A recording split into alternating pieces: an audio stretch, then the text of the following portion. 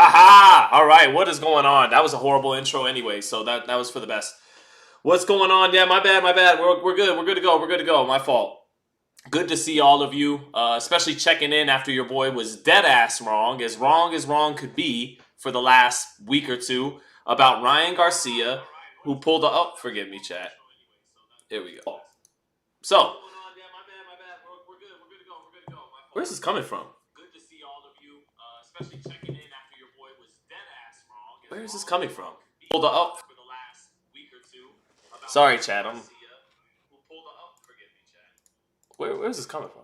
Hold on. Where's this coming from? Give me chat. Trying to find out where exactly I'm live at right now. Sorry, chat. Where is this coming from? Where's this coming from? Sorry, chat. Trying to figure out where in the world my other audio is coming from, and I can't find it. All right. Well, might have to. Where is this coming from? Is that better? Sorry, chat. Nope. All right. Sorry, chat. I am so sorry. I just want to figure this out, and then we could actually begin the show. Oh, my phone, my other phone. I'm such an idiot. That's how much Ryan Garcia has thrown us all for a loop. So anyways, sizzling 3 knockdown performance from Ryan Garcia. What's up, everybody? What's up, my man Boog in the house? You have another tab open. My bad, David Bedford. So let's get started. I actually will begin the show with a actual live. We here on the Zittel channel, we actually have, I believe, if we go to the feed right now, we have a live feed of Ryan Garcia. Let's take a look at it very quickly here. Ryan Garcia, he looks like he's having a good time doing that. So, yeah, but what happens at the end of the movie? Well, whatever, whatever. He's the heartthrob of America is what happens at the end of the movie, and then he goes on to make great movies. So, but Ryan Garcia, I talked about a lot of this last night in Brooklyn at about 4 in the morning yesterday at the Marriott at Brooklyn.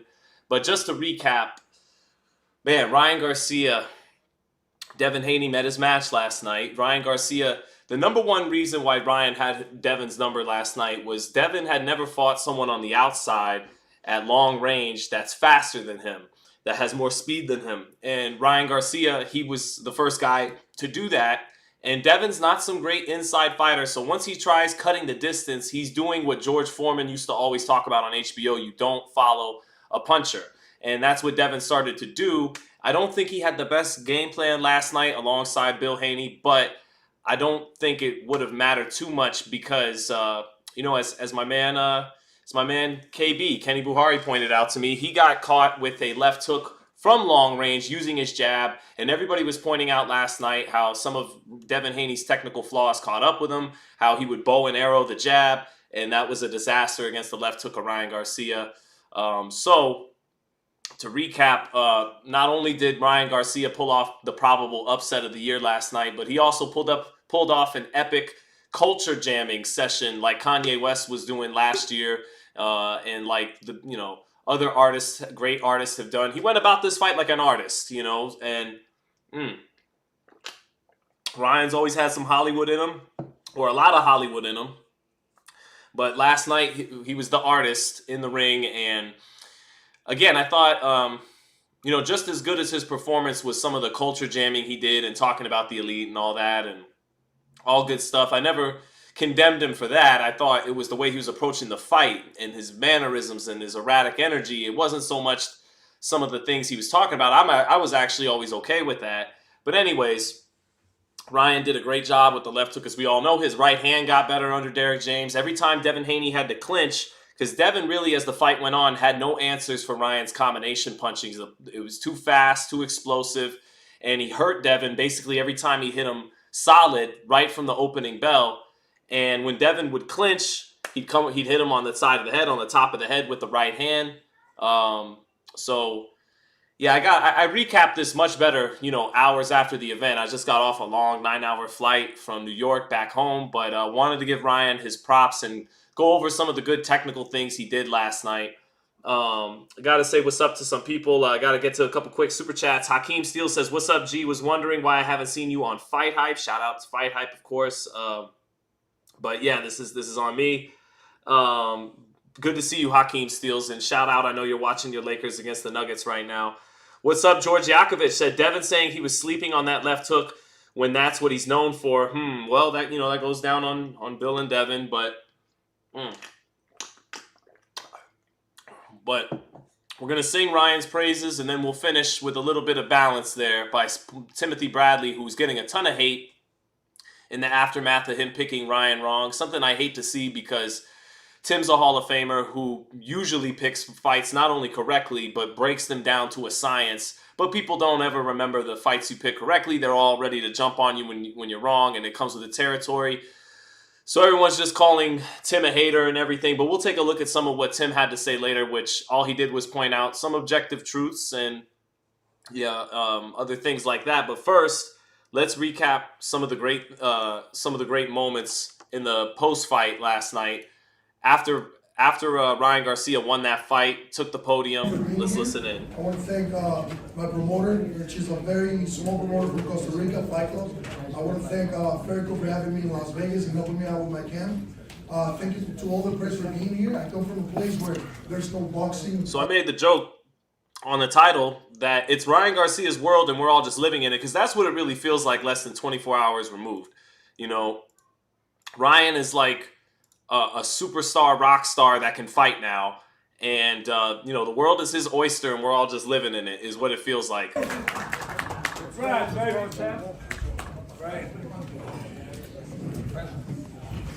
First of all, let me say thank you, Brooklyn.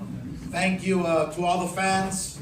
Thank you, New York, for giving Ryan all the love. All the love he deserves. Yes, sir. Not a scratch on Ryan's face. And Ryan told me that at Derek's gym at the media day 2 weeks before the fight. I asked him, what do you think about people always talking about your shoulder roll and the fact that you turn your back? And he says, I have good defense. You've never seen my face marked up. And I thought to myself, yeah, that's a good point. That's a fair point. But, level of opposition outside of Tank Davis hasn't been elite. Luke Campbell was good. Javier Fortuna, former champion. But now against one of the top 6 or 7 or 8 pound-for-pound fighters, he gets out of there without a scratch on him, and it holds a lot more weight. Everybody said, this fight doesn't belong on the East Coast. And then look at the arena. Pay-per-views are going to be through the roof. And Ryan Garcia as the champ. Come on, baby. Yeah. Someone in the chat asked, who do I got, Ryan versus Richardson Hitchens? I got to go with Ryan right now after what he showed because of the power and the fact that he can match Richardson Hitchens' speed. And he has a good enough chin to hold up to whatever Hitchens is dishing out. And when he hits Richardson Hitchens, he's going to hurt him, because Ryan showed once again last night he's a true puncher. He's a true puncher. And I said that before the fight when I was picking Haney to dominate. I said, Ryan's kind of lost an identity a little bit. He's not really a boxer puncher. He's not a pressure fighter. He's not a pure boxer. So I just identified him as a puncher. But he was definitely more of a boxer puncher under Derek James. And his game plan totally threw me for a loop. And Devin Haney not sticking to being a pure boxer, didn't do him any favors. But even if he tried to outbox Ryan on the outside, Ryan had the hand speed advantage on the outside. So I thought Ryan was going to do a whole bunch of Errol Spence stuff, catch and shoot, and try to walk Devin down. He hurt Devin off the back foot more than as much as he did on the front foot. Well, he would be on the front foot stepping into his shots once it was time to hurt him, but he continuously baited Devin in, and only really had to fight in spurts because those spurts are so explosive with the combination of speed and power. And he didn't throw a lot of punches per round, but a lot of guys who are blessed with a lot of speed and power. Pacquiao not being one of them. Pacquiao was busy, but Canelo Alvarez and Tank Davis, and who was the other one I was thinking of? 3 o'clock in the morning. But guys like Canelo and Tank, they don't throw a whole lot of punches per round, and neither did Ryan. And Ryan's best line of defense last night, the back roll, the shoulder roll, it did make it hard for Devin Haney to reach him with the right hand that I thought he could end the fight with. But I think Ryan's best line of defense is actually his offense, his left hook. Wilder was like that a little bit. The pace would slow down and guys wouldn't throw a whole lot of punches at Deontay Wilder, not because of all kinds of different defensive maneuvers, but because the threat of that right hand. Same thing with Ryan Garcia, the threat of that left hook, because not only is it fast and explosive, he has really, really good timing with it. And it looks like it got a little bit even better, but he has really good timing. And when you mix the timing with the speed and how quickly he snaps it out there, how powerful it is, it makes guys hesitant to come in. And then Devin could get shots off with Ryan on the rope. Sometimes he'd throw a triple right hand to Ryan's body. But all Ryan knew he had to do, as long as Devin was staying in his wheelhouse, the minute he exploded, press that button, there was not much Devin had an answer for. And as the fight went on, Devin's defensive maneuvers had no answers for the speed and combinations and bursts, occasional bursts of Ryan. And he began to clinch a lot, and then that's when Ryan began to hit him with right hands in the clinch. So. All right, fine. Okay. Thank you guys for coming. But first and foremost, I want to thank Jesus Christ, the King of Kings, the Lord. All glory to Him.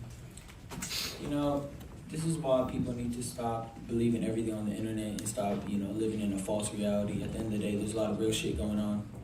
The last thing you should worry about as a kid, acting crazy on the internet. Real shit is going on in the world. Open your eyes. Kids being hurt, nobody caring. Everybody looking at it like, oh, he just crazy. That's the culture jamming. You subvert the media to push across a big message that largely goes over the media's head as you're subverting them. And so Ryan's subverting us. What he's saying right here with his own mouth is he's subverting us by making us constantly pay attention to liquor or weed and antics and flirting with his translator and talking crazy. And he's saying, meanwhile, you guys are so consumed by me that you don't even care about pedophilia, child trafficking, numbering in the hundreds of thousands, what the entertainment industry tries to do to the minds of people. And so, yeah, he kind of was able to push his point across by subverting the media. On the internet, he pulled a Kanye West. He pulled, living in a false reality. At the end of the day, there's a lot of real shit going on. The last thing you should worry about as a kid, acting crazy on the internet. Real shit is going on in the world. Open your eyes. Kids being hurt, nobody caring. Everybody looking at it like, oh, he just crazy. But him talking about stop worrying about a false reality. Well, you see, that's hypocritical, of course, like most superstars, most people that become celebrity. They're very talented and do things with their talent that make you have to be impressed and give them props. But he's saying, too many people are stuck in this false sense of reality. But by your own admission, Ryan, you gave people a false sense of reality of what you were doing heading into the fight. And it ultimately benefited you and perhaps the message you were trying to get across about larger issues. But you partook in what it is you're criticizing, which is, celebrity stuff 101. But conspiracy is this, is that. At the end of the day, that shit was real. And I out there put that my reputation online, had everybody thinking I was crazy. At the end of the day, who's the crazy one now? I didn't even really want to say this, but it's the truth. Everybody needs to acknowledge, like, yo, I'm tripping. Y'all was tripping, not me. I was tripping about you, Ryan, but all the stuff you're trying to talk about and expose is things that I've, researched on the regular. But you are correct. We were tripping. You guys were tripping.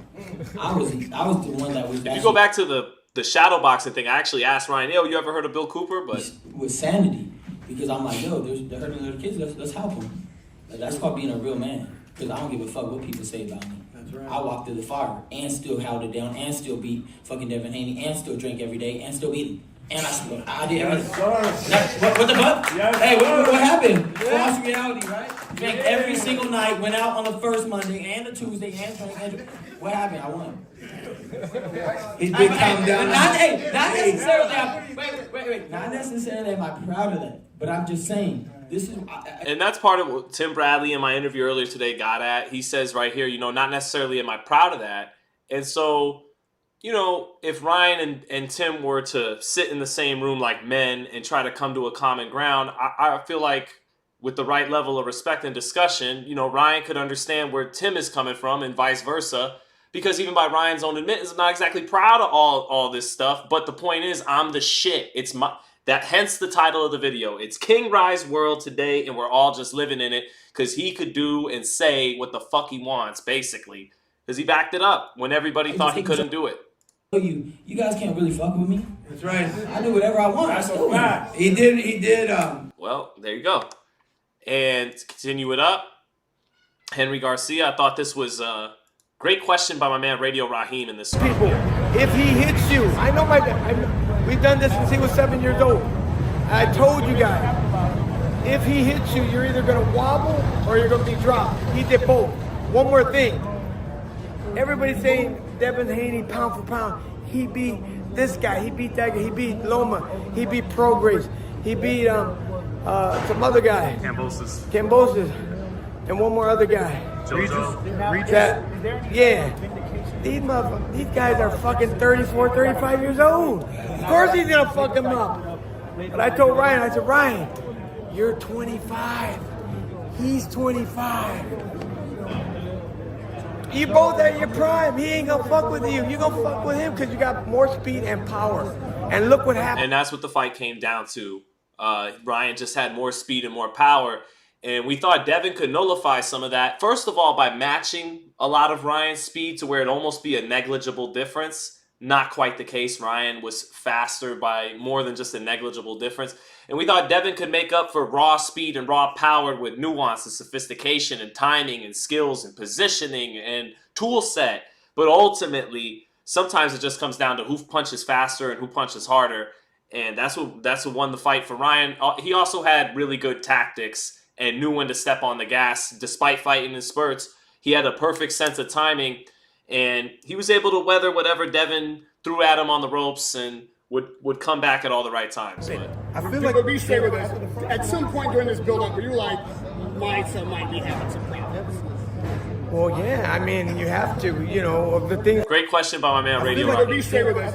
At some point during this build-up, were you like, my son might be having some problems?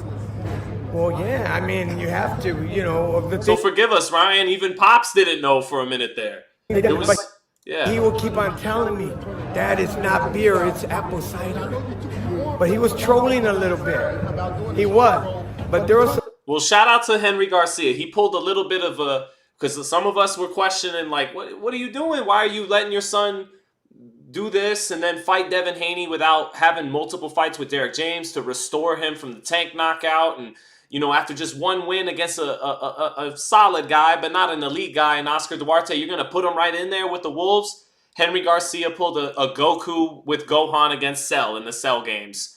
Everyone, what are you doing? What are you doing putting Gohan in there against Cell? But he knew. He knew what his son could do. I was like, question, like, what's going on? You know? Right, I mean, you're right about that. It was. I mean, as a dad, I was concerned.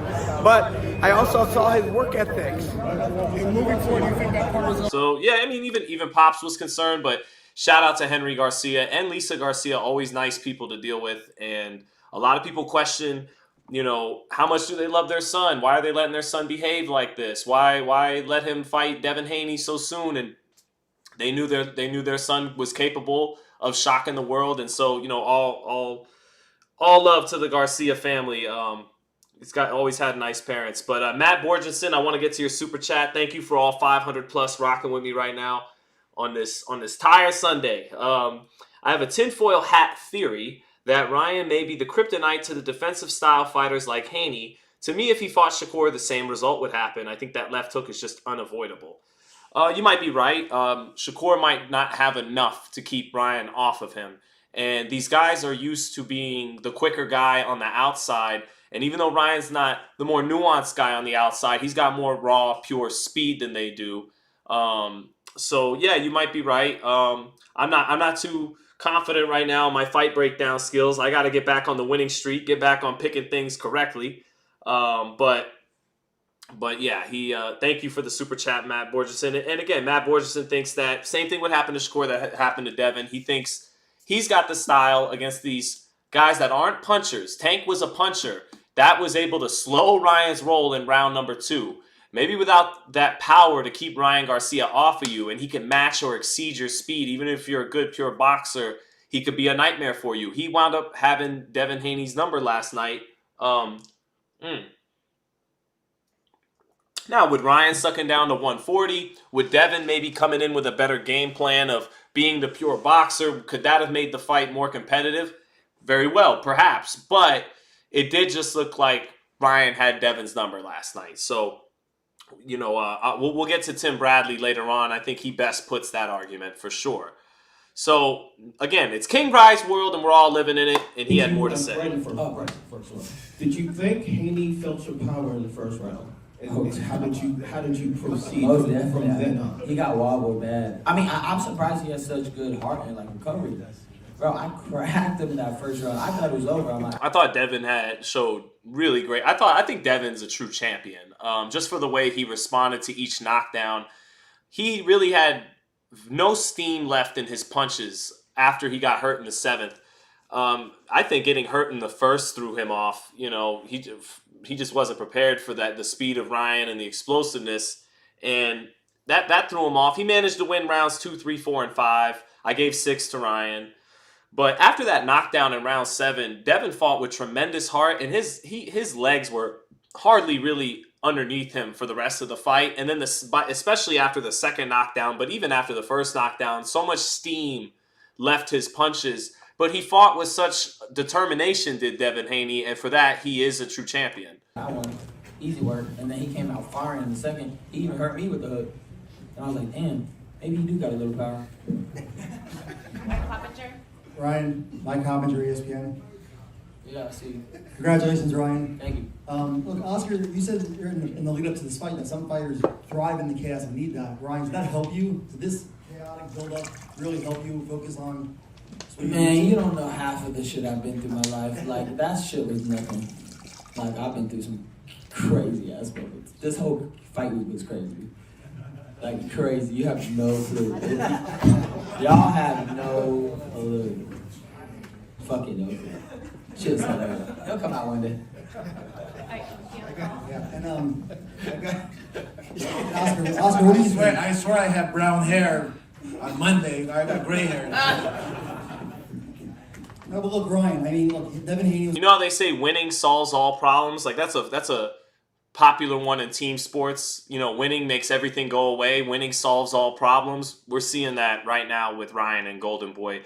There still has to be some animus and mistrust beneath all that, but winning always has a way of bringing everyone together. Winning and making lots of money. He was on everyone's pound for pound list. He's a great boxer, and you dropped him 3 times. He'd never been down before. Yeah. It's a huge win. Mike, it's about 5 or 6 times. Call it knockdown. That's right. Yeah, About 5 or 6 times. But look, how does this feel? You were counted out, and this is a monster victory. I mean, it's all right. I mean, like I said, me and my coach, he's instilled in my mind, literally brainwashed me. What's next? So at the end of the day, what's next? I don't care. Like at the end of the day, I already knew I could beat brother, him. tune into I was the live. extremely confident. Am I happy? Of course. Yeah. But at the end of the day, All right, brother. Hit you after. I'm all about trying to fulfill the will of God and keep it moving. Shout out to my guy, what's KB. Next? Who's next? And what's up? God did. Who's next? I'm the shit. I run the world. I'm good looking. I'm young. I punch hard as fuck. I punch faster than everybody. I punch harder than everyone. I'm more handsome than everybody. So it's my world, and we're all just living in it. I was supremely confident. Am I happy? Of course. But at the end of the day, like, I'm all about trying to fulfill the will of God and keep it moving. So what's next? Who's next? And what's up? Ryan's on his Andy Samberg pop star shit right here. Has anyone seen the movie Pop Star by Andy Samberg? Remember when he does the song "I'm So Humble"? That's what it feels like when he mentions God after popping his ish after winning this fight. Hey Ryan, what's going on, man? Right in the front, right? Yeah. This is Najee from Cigar Talk. Congratulations, big win tonight. So here comes the quote about Tank. Business with Frank Martin in June. But how do you? I tried every technique. I never even technically fought at 140. I fought every time at 143. My body can't literally go lower than 143. It's impossible.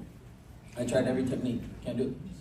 The only way he's gonna fight Tank Davis, it's a catch weight, okay? At 45, 44, just the way they did it to him. Yep. Now he's the man. Now he's the face of boxing. Come on now. Derek James, all the fans of Derek James, the father. Come on. You guys, Shout out to Derek James, man. Yeah, I was talking about for as much as he makes his fighters have a great work rate, for as good as his high guard is, his catch and shoot work with his fighters. I mentioned, looked like Charlo leaned more into Joan Guzman to become undisputed in the Castano rematch.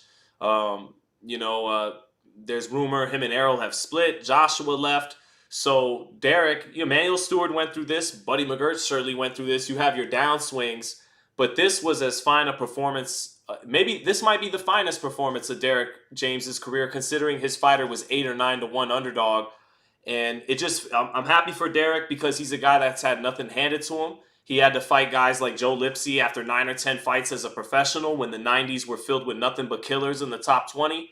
He built Errol Spence from scratch. He wasn't some guy that took him off the top after he had a few pro fights and amateur success. He built Errol from scratch, and so now he's back on top. So good for Derek. Nothing's been given to him.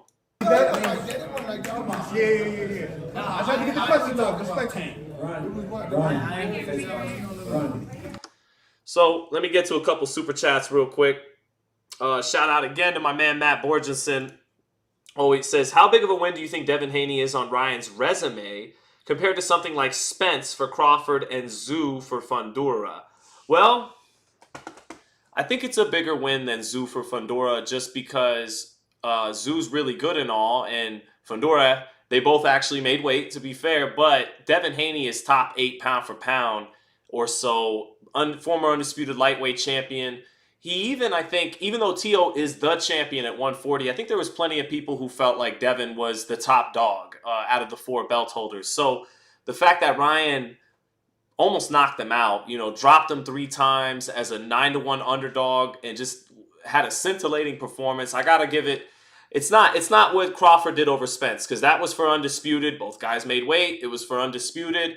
And it was, had the fact that it was for undisputed and number 1 pound for pound supremacy, it's not what Crawford did to Spence, but I would have to put it over what Zhu did to Fundora, or Fundora did to Zhu, even though Fundora walked away with 2 titles and is now, barring Jermell Charlo making some comeback that we don't see right now, he's the top dog at 154, but Haney ranks higher than Tim Zhu. He's more accomplished. He was on the pound for pound list.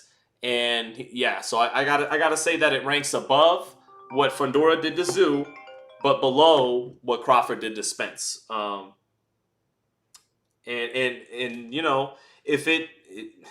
Yeah. So Project Jab said, Ryan mentioned in the post-fight interview that he deals with ADHD. I'm not sure if he was being serious, but it now makes perfect sense why he never applies corner instructions given by Derek. Well, he's obviously kind of has this boundless spirit, and he's a marketing genius in contemporary media, in the social media era. I'll go back to what I talked about in the last lives. He did a great interview with my man Sean Porter that Sean on his channel posted a day or 2 ago, right before the fight, because we were watching it in New York. Me, Dane. Shout out to Dane if you're listening. Dane is a genius. Dane tried to tell me every day while I was staying in that Airbnb in Brooklyn with my man DDA and Dane, working with the Porter Way.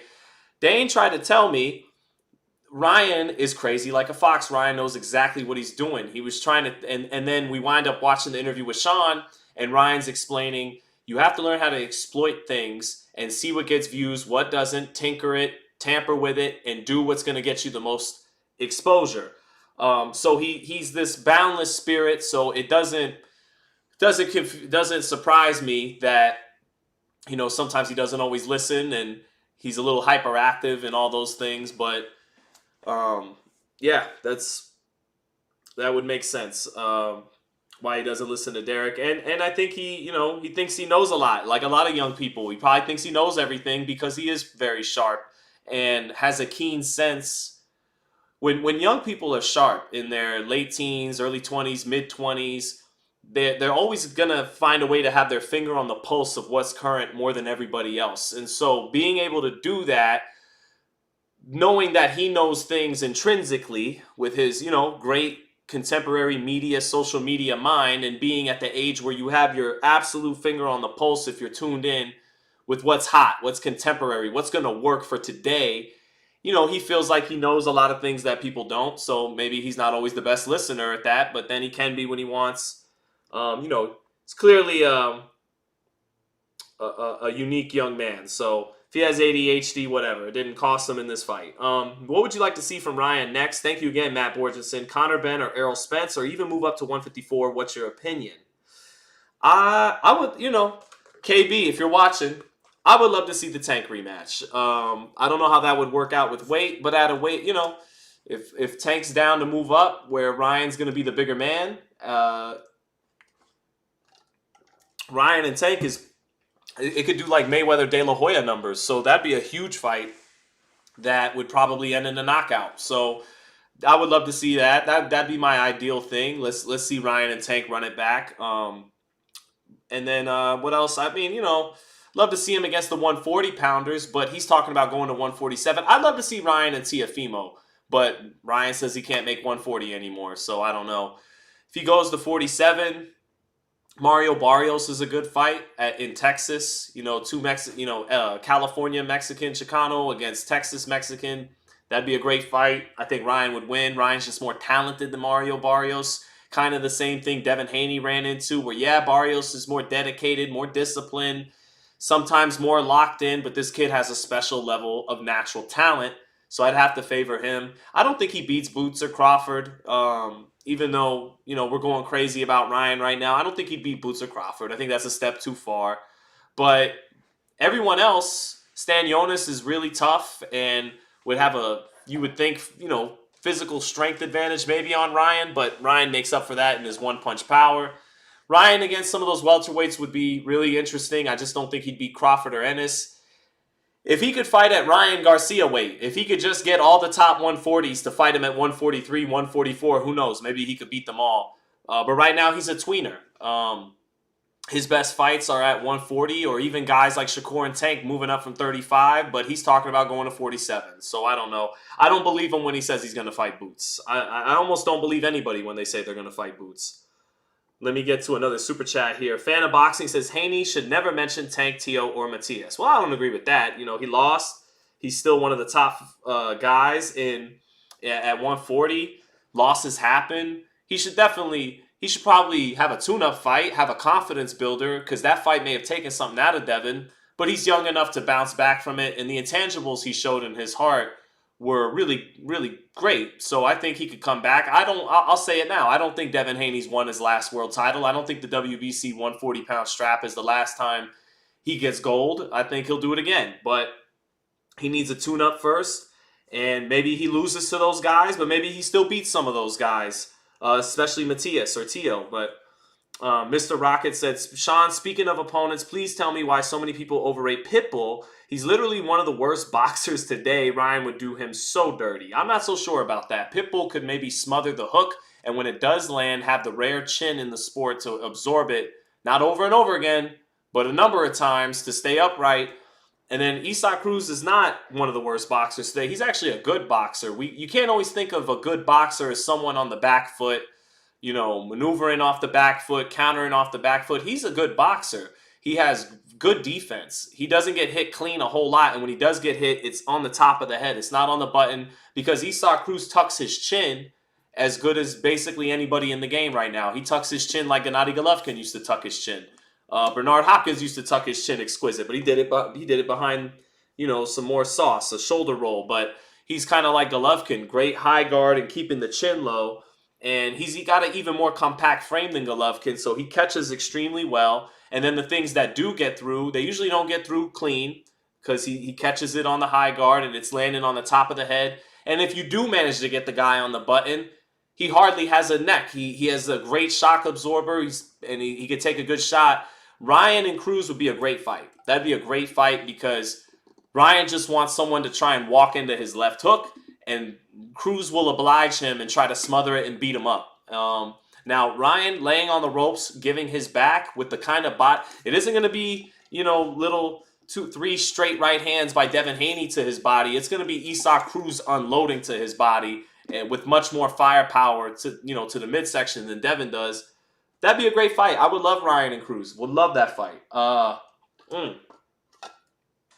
And since Cruz, like Ryan, is a star, they could just fight as two stars. It doesn't necessarily have to be for a belt. I don't love the lack of regard for the WBC super lightweight title, the fact that you signed up for it and you we're going to make that weight to fight for Haney's title. I don't love that. But against Cruz, you can say fuck the title. And you can fight at 144. And there isn't a single, Mexican-American boxing fan that wouldn't tune in. There isn't a single hardcore boxing fan that wouldn't tune in. And a whole bunch of little kids and girls would tune in because it's Ryan. So I would love that fight. And they could do it at 44. And they've talked about fighting each other before. Let me see real quick. Bedoy34, thank you for the super chat, says, Cruz, grandfather beat Pepino Cuevas twice. It's an old school style that helps other fighting styles test their worth. Right, like my man Sean Porter used to test all the best welterweights worth, see exactly what you got. But yeah, that great. Hey, shout out to Pepino Cuevas. Nico Santiago, thank you for the super chat, said, what's the problem with Ryan Garcia having mental issues? A lot of people have it. If he can still be king of boxing, right? Well, yeah, I mean, Tyson Fury. Okay, so that brings me, that's a great question, a great point, Nico Santiago. So what I did to Ryan Garcia in this fight is something I did to Tyson Fury heading into the first Deontay Wilder fight. And it was, I projected my limitations on two men that are very special at what they do. They were born to fight and all that. So me, normal person, I know if I'm partying, I know if I'm doing drugs, or if I got obese, or if I'm not on the straight and narrow, it's not going to turn out well for me. But lots of great fighters. Sugar Ray Leonard used to party. Mike Tyson used to party. Just the name Oscar in his prime may have partied a little bit. I don't know about that for sure, though. I don't know. Forget it then. But I know Sugar Ray Leonard did. I know Roberto Duran did. And those guys were able to do that, party and kick ass anyways. And that's what Ryan and Tyson have done. But projecting my limitations onto them, is something I just did to both of them. If I'm behaving like that, or if I'm a little off track and not trying to be on the straight and narrow, mentally, I'll fold in a way they won't. They can have missteps 6 days in a row and still believe in themselves on that seventh day that they're that guy. And that's a rare form of self-belief that lots of top fighters have. And so they wouldn't be top fighters without that. So definitely put some of that on them. To answer your question, yeah, it's really it's his cross to bear. If he can be an elite fighter going through all his inner turmoil and tribulations, then he could be an elite fighter going through all his inner turmoil and tribulations. Alicia Craig, thank you for the super chat, said, what's up, Sean? What's up to you as well? Thank you again. You were so awesome last night at 4 a.m. Good to see you again.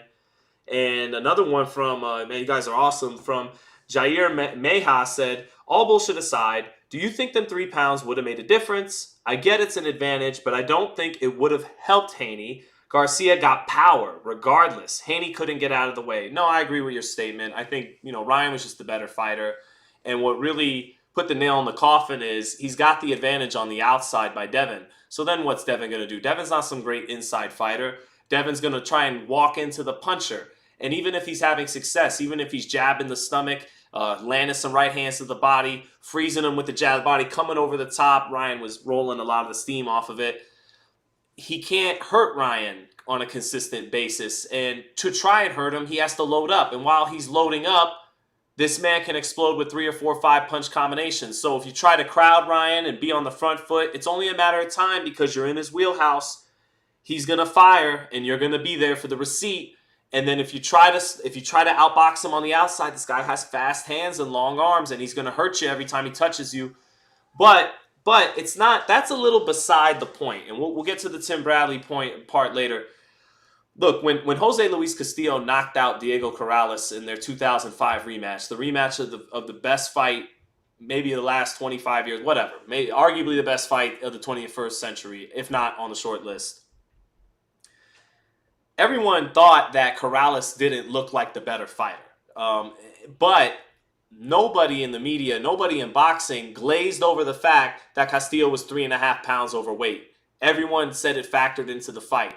I think a lot of us are hesitant to even mention it because people like me are busy eating crow. We said, we had that information on hand Friday afternoon in New York that he was 3 pounds overweight. Didn't stop me from saying Devin was going to dominate at some point in the fight. Didn't stop anybody who was saying Devin was going to dominate from changing their pick. So don't want to have it both ways too much to where now that happened, now you want to point at it and go, well, it was the 3 pounds.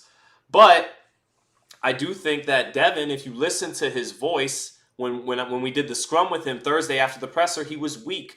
And he weakened himself to a point with his body that Ryan did not. And that was an unfair advantage for Ryan. But ultimately, to answer your question, I don't think it was the 3 pounds. I think it was the fast hands and the style matchup and the power. But you're not taking away from Ryan's performance for holding him accountable for coming 3 pounds overweight in a title fight he agreed to at a contracted weight. That's not hating on Ryan. That's being fair. And he should be expected as a top fighter and as a professional to not do those kinds of things moving forward. And it did assist him in winning this fight. I just don't think it assisted him to the point that he wouldn't have won otherwise based on what we saw. So got another one from you guys being awesome. Got Mr. Rocket with a super chat saying, I don't see Pitbull winning versus top fighters. Sure, he can be good against Rolly, but he's not on T.O. Shakur, Haney, Ryan level. Hooks only go so far. Pitbull, though, again, he's got an underrated defense. He's got underrated hand speed. It's not just that he's winging hooks, and he's an explosive guy. He's a small guy with fast hands that puts combinations together and is harder to hit than you think. Smothers your shots, catches your shots, and the ones that do get through, he can take it. He hits hard, puts punches together in combination, doesn't really get tired, and he has good power. So you put all that together, he's a very formidable force. Now, I think he would beat Matias. You didn't mention Matias. T.O., Shakur, Haney, Ryan. Haney would be a tough fight because Haney, how's Haney going to keep him off of him? You know, Haney better put his boxing shoes on. For everybody, not just Isak Cruz. Devin Haney has to just get back to being a pure boxer, and people like me are partly responsible for why. Well, let's give some props to Devin. It wasn't a good game plan, right, by Bill, but it was a game plan trying to appease people like me, trying to appease fans, appease me in the sense that I'm talking stoppage.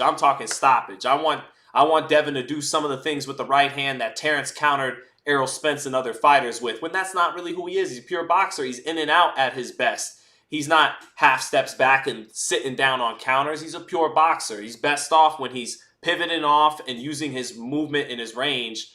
And counterpunching is a part of that too. But I was asking him to beat Terrence Crawford, and he's not Terrence Crawford in this fight.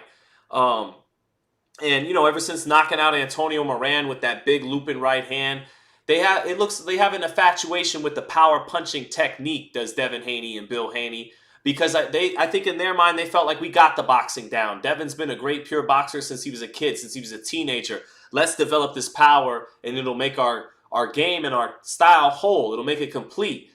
It turns out that was a miscalculation, but we can't go too hard on them for that game plan because out of one side of a lot of people, fans' mouth, that's boring.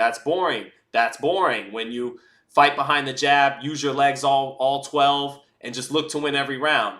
So they tried to appease us. They tried to appease the fans. They tried to meet Ryan in the center and stop him. Try to show we can do what Tank did. We deserve, to be on that level of stardom and everything.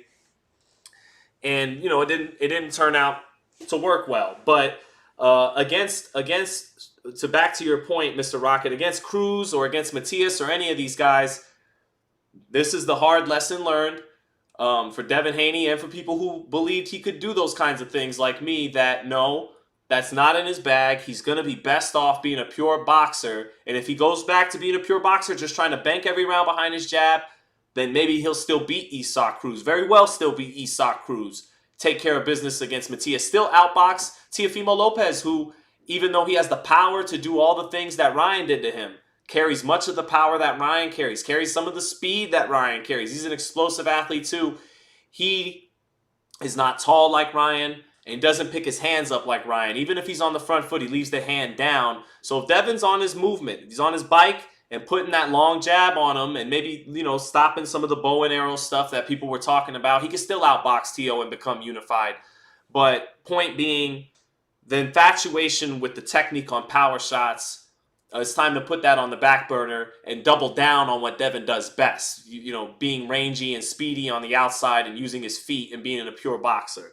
If he does that, I think it'll bring him the most success. But let's see.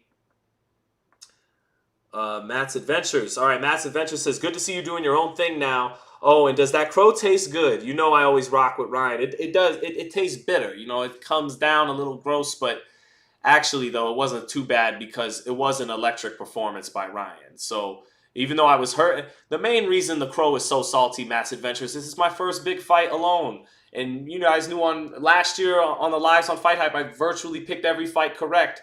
So, woe is me for picking my first big one. Absolutely, not just wrong, absolutely wrong. So this crow does not taste particularly good, Matt's Adventures. But the fact that it was very entertaining to watch ringside in Brooklyn, that made it better. Very memorable. I'll never forget this kid's explosiveness up close in this fight. So Young Simba, thank you for the super chat, said, no, you should have checked him when he wanted to bring up the weight. Haney easily weighs in at 150 to 60 versus Prograis. He's been a weight bully. Excuses. Okay, but he's doing it under the rules. He's weighing in at 140 and then rehydrating. And that's a whole other topic. You know, whether guys should be fighting on the same day weigh-ins like back in the day. We're getting closer. I made a joke to Radio Raheem. I said, we might as well have the weigh-in on Grand Arrivals because we're getting closer to having the weigh-in on Thursday than we are on fight night, on fight day. Because now we're going from we've gone from the weigh-in being at 2 or 3 o'clock in the afternoon to 8, 9 o'clock in the morning. Man, at this point, we might as well just, on fight week, Grand Arrival Tuesday, they walk through the MGM lobby, have them hit the scales now, and then they could rehydrate the rest of the week. But, but Devin Young Simba, he came in at 140. He made that sacrifice. He boiled his body down. So even when he's rehydrating that extra 15, 20 pounds, the fact that he got all the way down to 40, those last couple pounds are the hardest, it makes it different than just coming in 3 pounds, almost half the weight class above. But I think a fairer point you would make with Tim is, okay, Tim, you want to make these points about weight and professionalism by Ryan, whatever. You got to heap a little bit more praise on him because of how wrong he proved you. And that would be, a more fair point, I suppose. But I don't know, man. I love Tim. I think he gets way too much shit.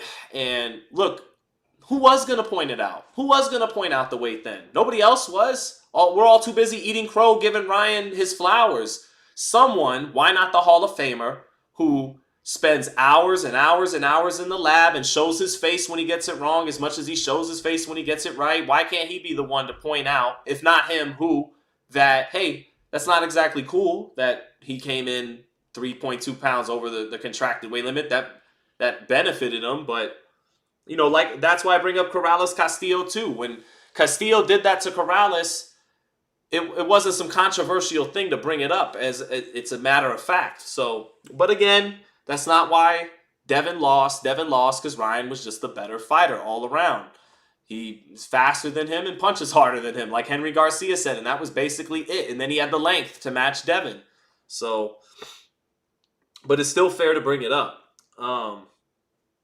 Let's see. Jair Meja said Bradley contradicted himself. He said Garcia had an advantage, then said, and again about Bradley, it's just disgusting the feedback he gets. Like, if you want to have some fun banter with him, that's fine. But this is a man, you guys forget, he had death threats after the Pacquiao fight. And there's no civility in that. You want to rag on Tim for picking it wrong. You want to tell him, bow down to King Ryan, all that. But this vulgar, disgusting stuff we throw at him. And by the way, with Ryan and all professional athletes, they don't keep the same energy when they're wrong. It's a one-way street, and that's not fair. When it's fair that Ryan goes after the fight, all you motherfuckers doubted me, thought I was crazy, thought I was going to get hurt, thought I was going to get outclassed, and you were wrong. King Ryan shit. And that's what all athletes do. A lot of people in this locker room doubted us, but we did it. We won the Super Bowl. We did the championship. But what you'll never hear them do, you didn't hear Ryan go up at the post-fight at T-Mobile and goes, I just want to say, all you guys that said I would be drained by the weight and that I was taking this fight too soon and that Tank was too experienced and too good for me, I just want to say you were all right. So, it's just one-sided when media people try to tell the truth and they get it wrong and everyone crashes in on him. Tim has earned his stripes. He breaks down fights to a science. Now, you're not going to get every fight right, and I get it. He said some things about Ryan like he belongs in a zoo. That's taking it beyond boxing, so Ryan fired back what he fired back, but let's have some civility, people. Can't we agree to disagree? Can't we say, nah, I told you so, or you were wrong with some level of humanity? I don't know. That's just me. Will Albert Bell... Because not everybody could be a pom-pom waver in the media. Someone's got to, bring some balance to it. And why not the former Hall of Famer? But let me get to another super chat. Molly Mall said, will Albert Bell ever get a fair shot at 130? I don't know. That's a good question. Shout out to Albert Bell. We got to love an Albert Bell thrown in there, Molly Mall. True hardcore question by Molly Mall. Molly Mall, let me quickly check the rankings because I always got Molly Mall is one of my favorites here, man. He's always holding it down, supporting. So let's quickly divert for a moment from Ryan Garcia and get to my man Super Chat about Albert Bell. Let me take a look at the rankings and see where Albert's at right now. Albert, it's funny that he's from kind of the same location as Robert Easter, super tall, 130-pounder, similar build to him. But let's see. Okay, so Albert is in line for the WBO at some point, and I don't know how I don't know why they would still have Liam Wilson listed as mandatory. So it looks like Albert Bell will get a shot at a vacant WBO belt at some point when Navarrete moves up for good. Maybe he'll fight Oscar Valdez for it. Valdez just beat Liam Wilson, who's number 1. Albert Bell and Valdez is a very competitive fight. I don't know if Bell certainly doesn't have the power in that matchup, but Valdez has been through a lot of wars. You saw that exhale after the Liam Wilson fight. I don't know how much more Valdez has left in him. In his best, I would pick him to beat Albert Bell. I don't think Albert Bell would have enough to keep him off, as tall as he is, good boxer. But right now, maybe Albert Bell can catch Valdez when he's slipping. But to answer your question, Molly Mall, as long as he doesn't lose anytime soon, he's about to get the WBO title shot at 130. Matt Borgenson said, let's make this clear. Devin, to me, is a better boxer than Ryan. It's just that he's not a good boxer in that matchup. Styles make fights. Yeah, it did seem like, Ryan had his number to a degree. And KB, if you're listening, he could have a lot of guys' number, not just Devin's, but it did look like he had Devin's number. Tiafimo versus Ryan, who do you got? That's a great fight. I'd love to see it. That's just a great fight. When Ryan's hydrated and all the way up there, man, he's big, long, and pause, as the kids say. He's big and long and has power and speed, so he's formidable against anybody. I don't know who'd be the favorite right now between him and Tiafimo. That would just be an awesome promotion and an awesome fight. Alicia Craig with the super chat says, is Haney still in the top 10 pound for pound? I mean, it's a loss, but I feel undefeated records is a nice goal, but unrealistic. No, he's not in the top 10. He's going to get dropped, but not too far off. Not to where a significant win. If he were to come back and dominate a Matias or beat a Isak Cruz, maybe he could get back on there. But I do think he'll momentarily be dropped from the top 10. And Ryan has a shot at getting in at the bottom of the top 10, although I don't think he'll get in either for now. And, walking away with the title, walking away at full weight would have helped that, but he's not very concerned about that stuff, and it's all a hypothetical list anyways. So, no, but I don't think Devin will be in the top 10 pound for pound after losing this fight. He'll have to work his way back in there. Let me see. Another super chat from Joshua Torres. I get you, Sean, but Bradley's way too biased. He talks shit. Well, I mean, but he has a little bit of Charles Barkley and inside the NBA going on. There has to be an entertainment factor. If you're always being too nice and too politically correct, then people don't feel like you're giving them that raw, that real, what you really feel like, what you would be saying if the cameras weren't on. And Tim's trying to do what the great ones do, what Stephen A. does, what Charles Barkley does, is even if they get it wrong or they get it right, they're telling you really what they think and not holding back and not worried. This is the main thing. They're not worried about what the subjects think about them. They're not letting them hinder them from their truest opinion. And you got to respect that, whether you agree with Tim or not. In my opinion, you got to respect that. He's not letting that hold him back. What fear of what the public thinks. I mean, he's got the whole world mad at him now and asking him to quit and retire his job that he's very good at. So, hey, he maybe should eat some crow because he was wrong, like most of us were. But, I'm a rock with Tim. But thank you, Joshua Torres. Because here's the important thing about Tim. Tim, like Shaq says on the NBA, I have G14 certification to say what I say.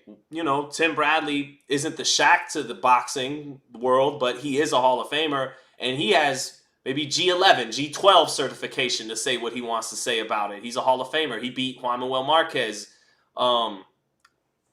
So if Tim Bradley can't say it, if Tim Bradley can't point out the way, then people like me who've never boxed professionally, we have no choice but to just be pure ass kissers. So Tim is doing an important part in leading the way and saying, hey, it's okay to say this critique about this fighter, this critique about that fighter. Someone has to set that precedent, or else, we're all pulling punches too much and not saying what we really think. So I think he serves an important purpose in boxing media.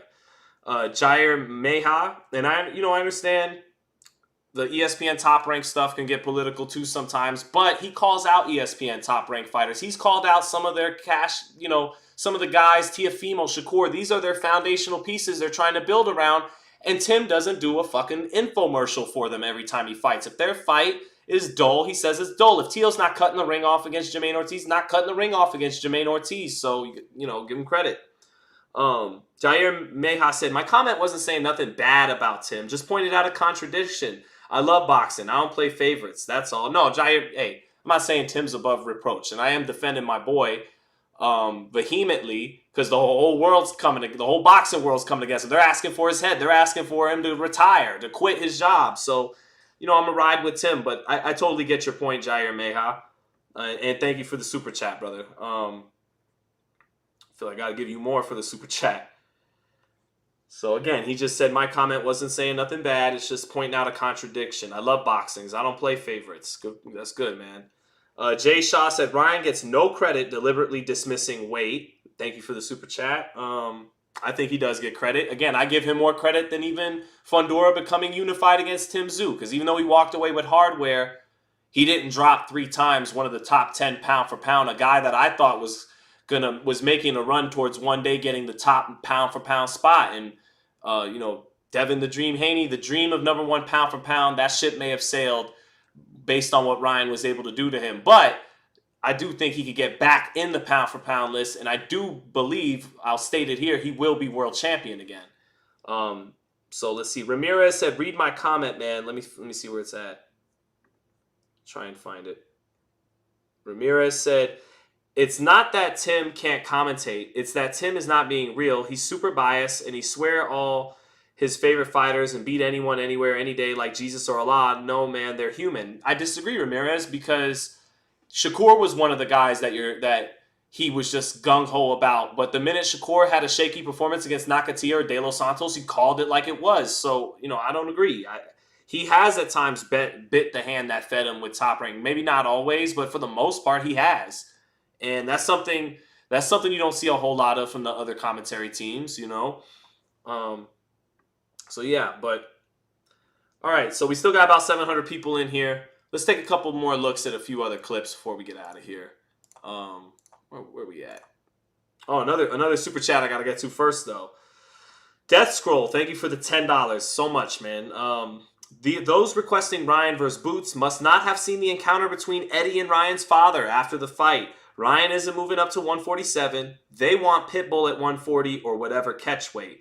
I love that fight. I love the 144-pound catch weight fight with Pitbull. I don't think Pitbull would give a shit. I think he'd do it.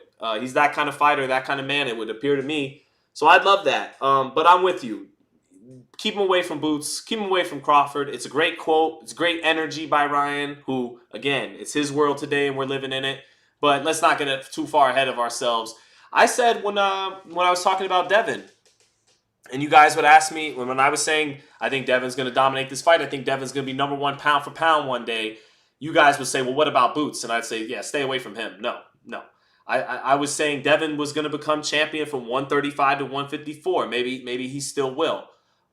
But I said in the midst of that, you have a couple fights, even Floyd, Paul Williams at 47, had a back and forth with Winky Wright about 54. Those were fights that could have stunted and messed up his ascent and reign as number one pound for pound. Boots was that for Devin Haney in my hypothetical situation. So I wouldn't put none of these star 35, 40 pounders in with Boots or Crawford. That goes for Tio, Shakur, Tank, Devin. I think they have a bad time against either Crawford or Boots. Boots is going to one day be a middleweight. Crawford is full-grown man, welterweight. So I'd keep them away from both of them. So let me see. Quick non-super chat by my man KB said, lots of respect for you, but one criticism I have for Tim is that he plays the company man on broadcast, then says how it is after in interviews a bit two-faced. I've heard him plenty of times, KB, say it on the telecast. He said it during the Nakatia Shakur telecast. He said it during the Tiafimo Sandor Martin telecast. During the Tiafimo Jermaine Ortiz telecast.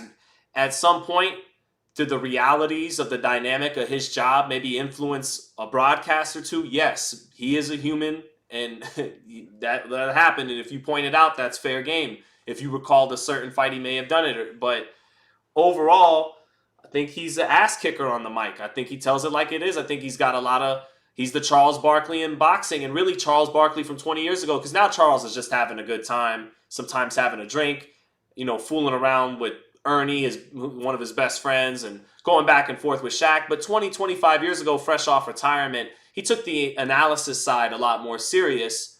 But what got Charles over the top was he didn't give a fuck. He would say any criticism that he truly felt, and Tim does the same, and I love him for it. I think he's great, but still wanted to read your comment, KB.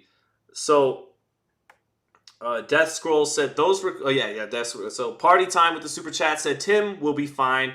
He just needs to eat some Wheaties and regroup. That's what I'm trying to do. I had some carbonara earlier. My wife got me a Pepsi.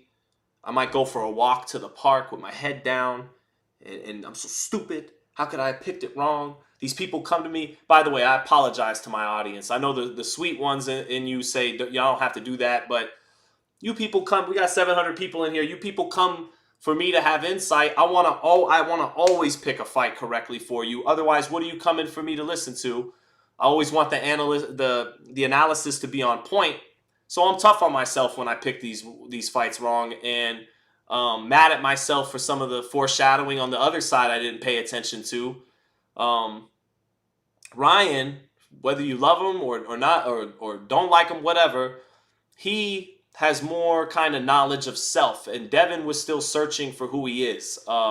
Devin is kind of a composite of Floyd Mayweather, Bill Haney, the little boy who was homeschooled by Renee Haney, and a composite of the pop culture trends he's into, and then the religion of Islam he got into. Ryan is pretty kind of knows who he is more, and that's a good thing heading into a fight. And to get a little deep about it for a minute, that'll veer off a little bit, but I'll get back to the super chats. How does Shakur do against the top 41 opposition? I'm a big fan of the style. Nothing better than hit and not get hit. Okay, and good. Now that you bring up Shakur, I gotta for Shakur, it makes the De Los Santos fight in some ways, even though it still set a CompuBox record for lowest punch, totals at the time it happened. That's not good. That's really not. It's acceptable because he got the victory, and what happened to Devin made it that much more clear that what Floyd said about for all those years about it's just about getting the victory is first and foremost and the most important thing. Floyd was right, because Devin trying to appease the fans and trying to appease people like me who are saying, no, it's not just about the victory. You got to knock him out like Tank knocked him out. You got to stop him and all that stuff. It made him fight with the wrong game plan and get away from what he's best at. And that's something Floyd would never let himself do.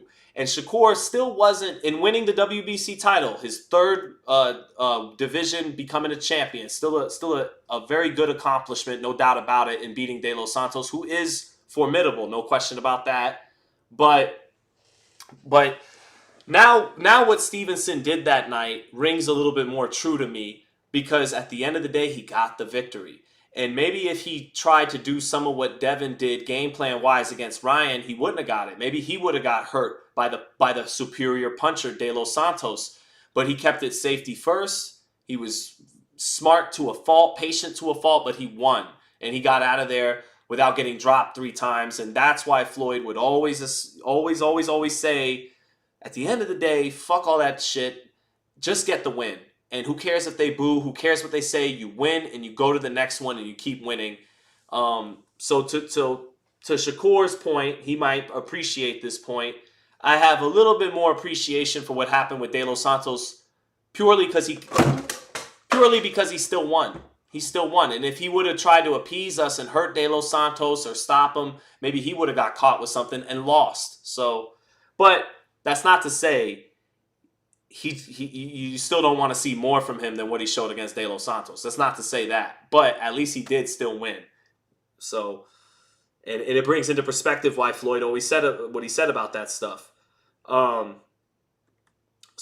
to your point, how does Shakur do against top 140 opposition? I don't know. We got to see. When he's fought a couple of punchers in Nakatia, De Los Santos, he wasn't as comfortable staying in the pocket like he was against a guy like Yoshino or Jamel Herring. So we got to see.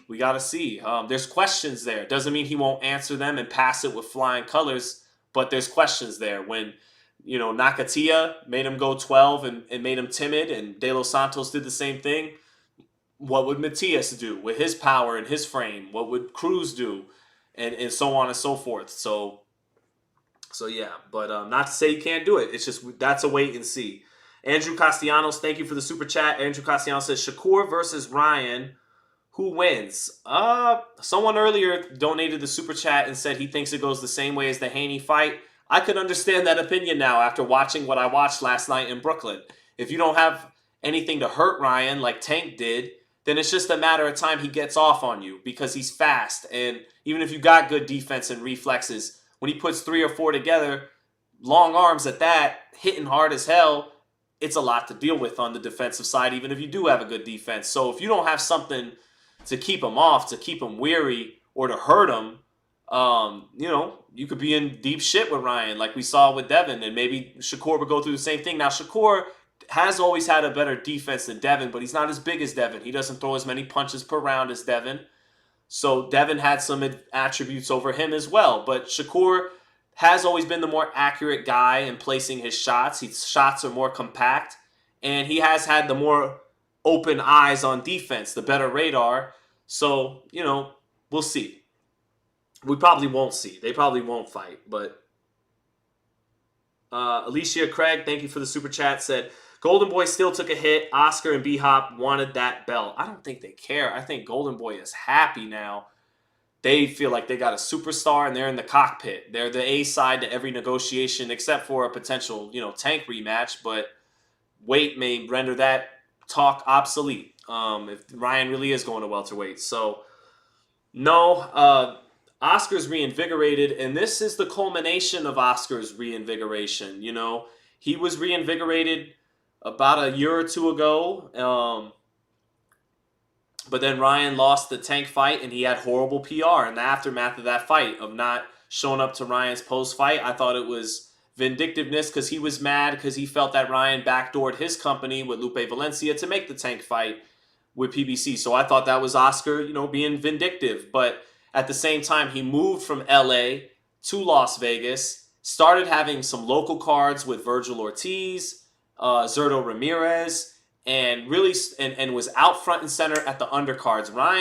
Oscar, 10 years ago when he was going through it, he would show up only for the main event.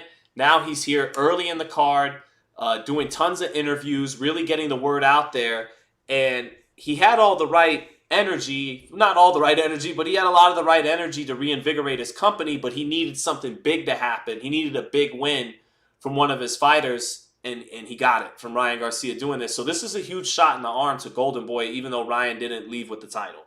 Man, I got more to go. Let me see. Super chat from Party Time said, Gervonta said it best. He met somebody his own size. It's a bit harsh. That's a bit harsh, but it's fair. when he met someone his own size, with his own level of athleticism and his own age, right? And, you know, this wasn't Kambosos, who was smaller and not as athletic and long as Devin. This wasn't Lomachenko, smaller and older, former 26-pounder in his mid-30s. This was a guy who could match his length, match or exceed his speed, and is the same age in his prime like Henry Garcia talked about, and Ryan came out on top. Death Scroll, thank you again for the super chat. Says, not a lot of great fights for Boots at 147.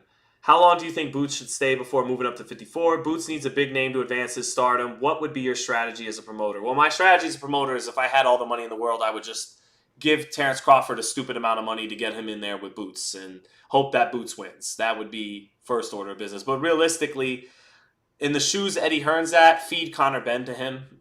Feed Conor Benn to him at welterweight and then quickly move him up to 54.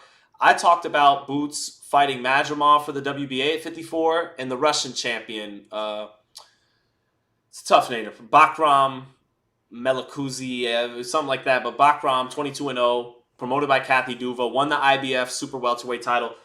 I would, you know, feed Conor Benn to him, and then let's get it pushed into 54 where Bud's at, knowing that Bud may want to become undisputed. Let's get our hands on some hardware, so he's got to go through us being I'm Eddie Hearn and this is my fighter Jerron Ennis to get the Bud fight. Yeah, that's it. And then I'd try to goad Oscar De La Hoya into matching Virgil Ortiz with my guy Boots Ennis. So I guess that's the best strategy. But I don't think Oscar would want to do the Virgil Ortiz fight anytime soon. Yeah, because this guy would be an underdog. Virgil is still recovering from his body breaking down, having to pull out that Stan Jonas fight multiple times. So, yeah, I would say Boots' best bet. You got to feed Conor Benn and then go to 54 and get your hands on some hardware so Bud can't be undisputed without going through you. Let's see. Harry Williams, I got to read his message. Let me try and find Harry Williams. Bill Haney fixed this fight. He's a convicted felon and bet huge on Garcia to win. Haney still keeps the belt, so what's the difference? Yeah, that's a bit out there, but I read it. West Baltimore boy. Shout out to West Baltimore. I know Tank was bragging a lot last night. Although, Tank, you didn't beat Devin Haney. You know, Ryan Garcia knocked him out. Dropped him and won the fight. And if you're a Tank fan, you can pop your ish that, you know, he probably would have done the same thing to Devin last night because Devin gets hit with left hands, whether it's a southpaw or orthodox. JoJo hit him with left hands. Lomachenko hit him with left hands. He didn't see the left hook coming a lot with Ryan Garcia. That's Tank's best punch. He's great at disguising it and being patient with it and then being super accurate with it, delivering the bomb. But that being said, it's kind of like the Lomachenko thing again for Tank. Like, you could have done that. You could have fought Loma and got that scalp. You could have fought Devin Haney and maybe got that scalp. So, but you did knock out the guy that dropped him 3 times. So, go ahead and have a toast to that, Tank. And West Baltimore, have a toast to it. I don't have guys like me that were saying I'd pick Haney over Tank. Don't have a lot to stand on as of today. So, have at it. But all right, let's take a look at, let's see. Jair Meja said, I know who you are from the Porter Way, but I'm a big fan of your commentary. First time tuning in. I'll be tuning in often. Thank you, brother. I appreciate that, especially coming off of L. So let's take one more look at, this was, Ryan. He did settle down on Sunday, though. Just imagine if none of that happened and he stayed in camp for 8 weeks. Oh, I did do that, but I didn't do that. Shout out to Bernard. I asked Bernard and Oscar back in March, should this fight really be happening? Is Ryan okay? And they both looked at me like, yeah, dude, we got this. And I thought, man, they're just feeding it to the wolves. They don't really believe that. They're just as they think he's just as troubled as I do. No, apparently not, especially Bernard. Bernard really, and Oscar too. Oscar guaranteed on my channel a week or 2 ago before the fight, Ryan would do something special because of his explosiveness. And then Bernard, he told me, you're the one who's tripped up, not Ryan. He's just selling the fight and you're buying into it too much and all that. Well, they turned out to be right. Just imagine, use your imagination because y'all all have great ones. Either way, Just we win. imagine I do have a good imagination. all the things you just said, and I'm gonna keep my mouth shut because this is our. And he would have just But named other than that, everything man, straight yeah. for 8 weeks. Would have been a wrap. Yeah, but like I was just having fun, man. I'm just looking. I'm going through a lot, you know. I went through a divorce. Just a lot of shit's been happening to me, you know, outside my life. That low key kind of broke me. So, you know, I did what I felt I needed to do to feel okay. And so I drink every day and I do whatever I want. Supreme self-confidence. What a moment for him. And I'm not proud of it at all. I just pray, you know, pray for my kids and hopefully they're okay. You know, Henry, Bella, Riley. I hope I made them proud. You know, don't necessarily look at me like an example. Look at Jesus Christ because I'm far from perfect. All right, we're gonna start taking some questions. Ryan, first of all, Tay said, Sean, did Haney look wagering to amazing you the victory. night Haney and Ryan made that bet? Haney's voice was weak at the final presser when he talked to us. So, yeah, he and that's not something new I was saying. I was even saying that before the fight when I was still picking him to win, that he definitely did sound weak Thursday after the presser. And it looks like 140, the weight cut snuck up on him quicker than he had hoped because you hear Ryan saying he can't get down to 140. It's a transition weight class. Those 5 pounds will only give you relief for so long, and that's why 140, whether it was De La Hoya or Mayweather, it's usually a pit stop class before you really settle in as a full-fledged welterweight. So, Tell us what went through your mind in the first knockdown, because everybody from the beginning of the first bell to the 12th, I kid you not, everybody was just on their feet. But what was running through your mind? Is this gonna be the moment I stop him? That's just all I was thinking. I shouldn't have put too much pressure on myself to stop him. Because every time I heard him, I just went crazy and I just couldn't finish him. But I think what's his name, Harvey Duff? I think he was. yeah, the ref was terrible. The ref was terrible. Ryan probably should have stopped Devin at some point, but the referee did a bullshit point deduction, gave Devin a lot of time to recover. Plenty of referees would have called some of those times Devin went to his knees because he still hadn't recovered from the power. They would have called an extra knockdown or two. So, you know, to be fair to Ryan, as we've talked about weight on this live, the referee probably stopped him from getting a knockout. He should have stopped that fight. Yeah, he should have been stopped the first It was bad. He was really hurt. And I felt bad. I even looked at Bill, 11th round, 12th round. I was like, well, you probably should stop this. But he didn't, and that's it. Radio around here, check. All right, well, let's listen to my man Jim Lampley. I love Jim Lampley, Hall of Famer. Good to still see him at the fights. My man hit us with the hyperbole. Jim, you know, just Mayweather. Floyd Mayweather couldn't entertain. Stardom is going to skyrocket, and that made it absolute. So Jim's going to say that Ryan, I don't know about all this, but Jim's going to say that Ryan's going to be the biggest star since Muhammad Ali, bigger than Floyd Mayweather. I don't know about all that, but he's certainly a superstar now, I would think. We got to see those pay-per-view numbers come out, I guess, but he's a freaking star. He's fought him 6 times in the amateurs. He knows him, etc. Bud Gonna Stop Canelo said, Sean, I was one of the few people who picked Ryan to win. Good on you, sir. You were one of the few. Good on you, sir. Bap said, Sean, what happened to your boy Devin? Well, he fought like a true champion, but got dropped 3 times and lost to the better man, the man with the faster hands and the more powerful punch, who, with Derek James, had better tactics. Only had to fight in spurts, but those spurts were so devastating and well-timed that, you know, he was the better man. So that's what happened. Something but I do think Devin will be champion again.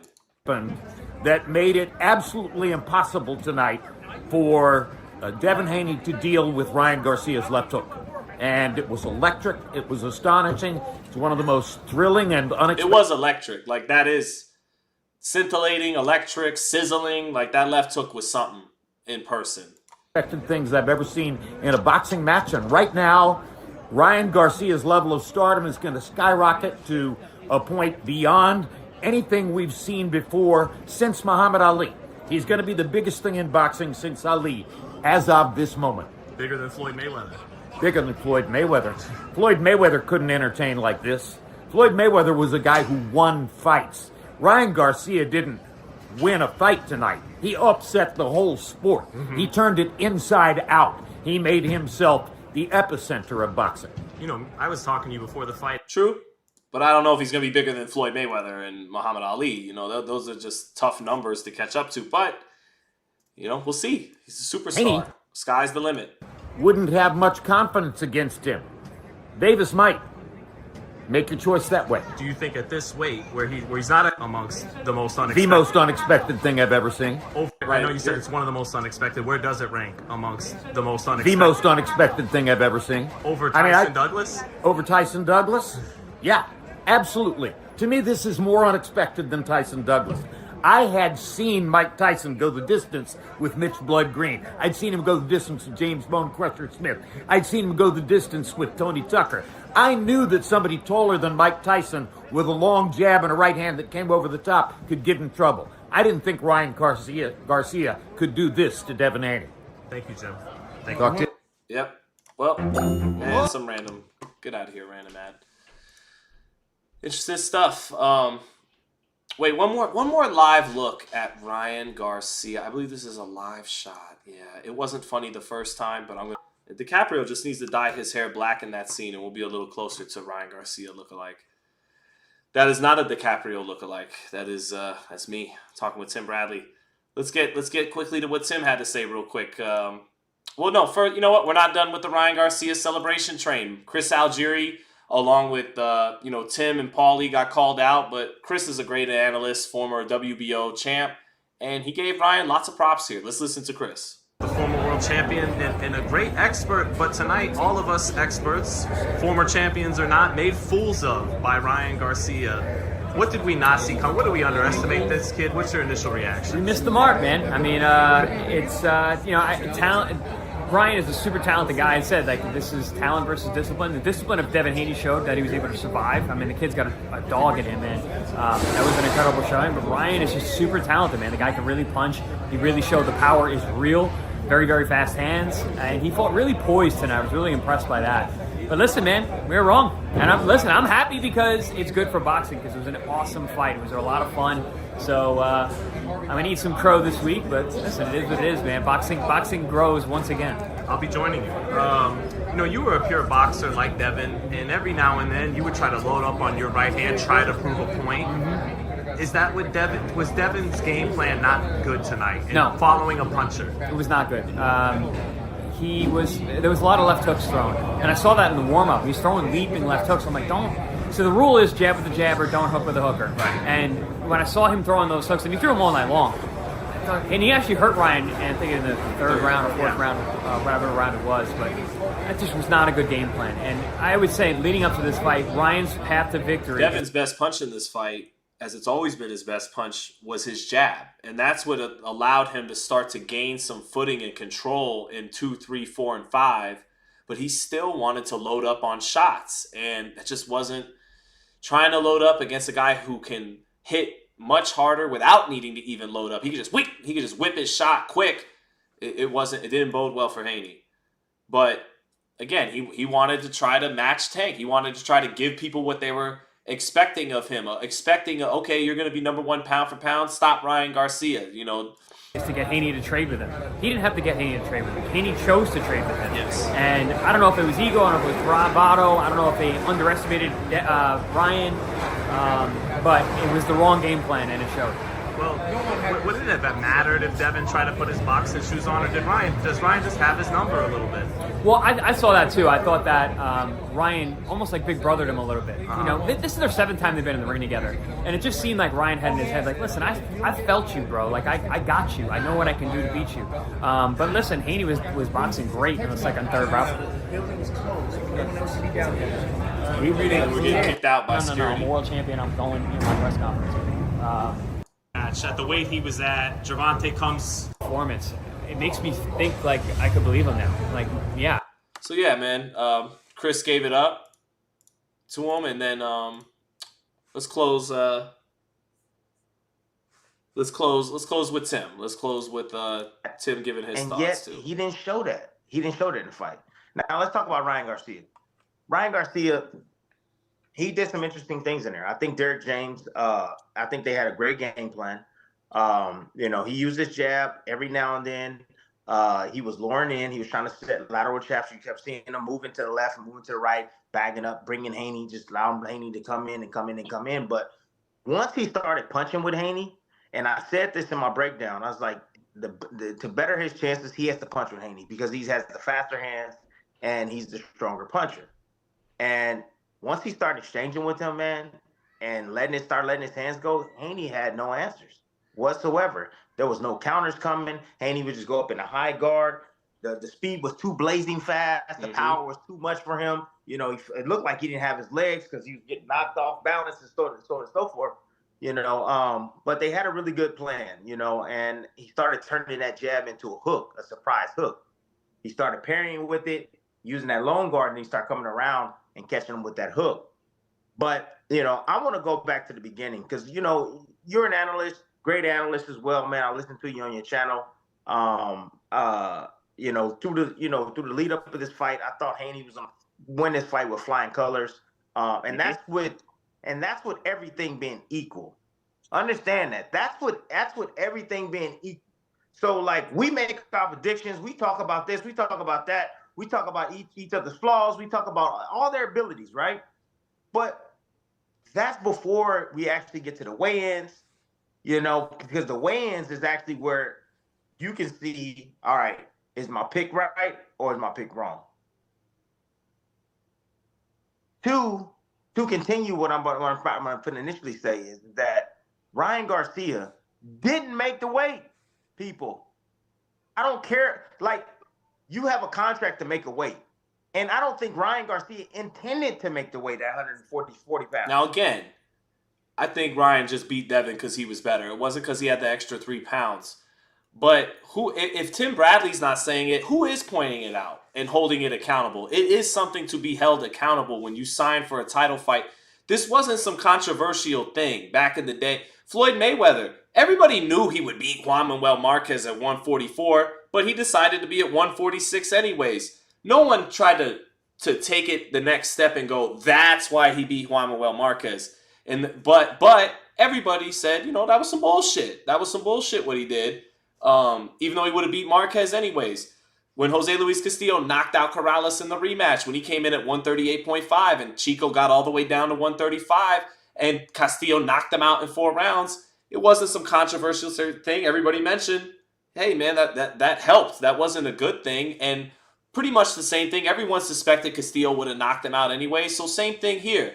Ryan was just the better fighter and he would have beaten Devin anyways, I believe. But it's fair. Someone has to point out that the man didn't make weight. That deserves to be held accountable. So I don't know why Tim's got to get killed for that. I think people just want to hear him eat a little bit more crow, but he's making his point, and someone has got to say it.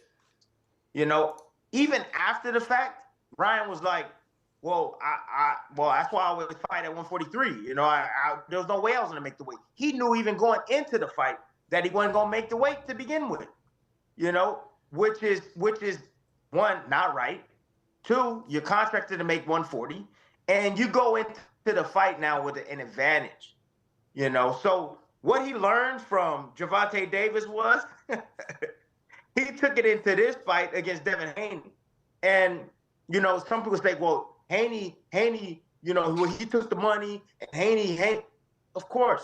He had to, because he was damned if he didn't, if damned if he don't. It's a huge event. Yeah, you don't train that hard and get all the way to Brooklyn to back out of your maybe 8-figure payday. You know, you're that far along, you're just going to go through with it. But once you go through with it, you have to accept the consequences. Man, and now you pull away, now you're going to piss off a lot of folks. The zone, promoters, everybody going to start, oh, he's scared, he's that, he's this and that. It's only 3 pounds, it's only 3 pounds.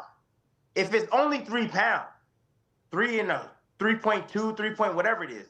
If it's only that, why wasn't it attempted to be made? Why didn't Ryan Garcia attempt to make that weight? Because he said it in a tweet. I'm not going to drain myself. I want to be physically strong for the fight. Well, guess who drained themselves to make their weight? Devin the Dream Haney. Now, it's not Ryan's fault. However, Ryan didn't even attempt to make the weight. So Ryan went into this fight with an advantage. Remember, everything we say through the lead up, we don't know that he's not going to make the weight. We're assuming possibly, but we're not banking on any of that. We're banking on skill for skill. Period. Skill for skill. Their last performances, how each guys, what the mistakes are, yada yada yada. All right. Boom. So I just wanted to elaborate on that, man, and saying that Ryan Garcia had an advantage in this fight. It wasn't an even playing field here. Devin Haney act like a true professional all the way through. He was a true professional all the way through. He made his contracted weight. Understand that, people. Garcia didn't, and it helped him in this fight. He was walking. Look, Haney's not a big puncher, but he's a respectful puncher. But he was walking through his stuff like nothing. I mean, every shot that Ryan threw, it buckled Haney. Even if it was a grazing blow, it buckled him. But I tell you right now, it will be different. If 3 pounds is not much, why didn't Ryan attempt to make it? Okay, because they would have weakened his resolve. There's no doubt in my mind. Now you got an even playing field. Now it's a little bit different. Now it would have took something away from that punching power that he had because he looks heavy. We say, well, Haney gets up to 160-something pounds. He blown up. That's a ton of sodium, water retention, so on and so forth. He's not making his weight properly. However, you had Ryan that had... So I'll skip ahead, maybe get to another point. And, get out of here. Get out of here, ad. You're going to mess up my video. And then we'll finish. Could have had a better game plan, And 2 pounds, it doesn't normally win. So you guys get, Tim. Someone's got to bring some balance to it as we celebrate a great victory for Ryan. Someone has to be the bearer of bad news and say, well, the reality of the situation. But ultimately that's it. He's king of the world. So shout out to Ryan Garcia. He had a great performance. Loved, kind of loved the culture jamming at the end of the day. But I got a lot of respect for Tim Bradley, and let's not cross over into false idol worship and start making Ryan this infallible person that did everything perfect to win the fight. But whatever, he was the better man than Devin Haney, better fighter. That left hook was amazing in person. Yeah, actually, let's close on that. Let me show you guys the left hook up close. Well, I did this last night, but here's a live shot of the fight, so you can see how sizzling that left hook was in person. Hold on.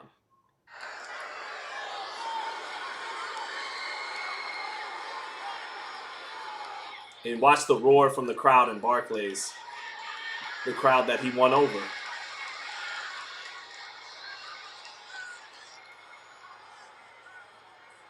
This was round 1.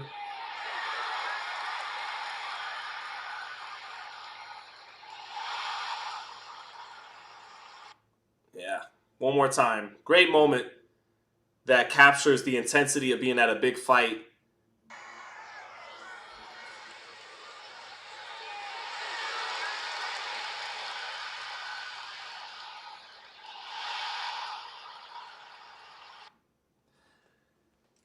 I would like to see a rematch one day, but I understand that if you're Ryan, there's really not anything in it unless there's a chance Devin builds himself back up as bigger than ever, as an attraction and everything. But Ryan's not interested in that, so it is what it is.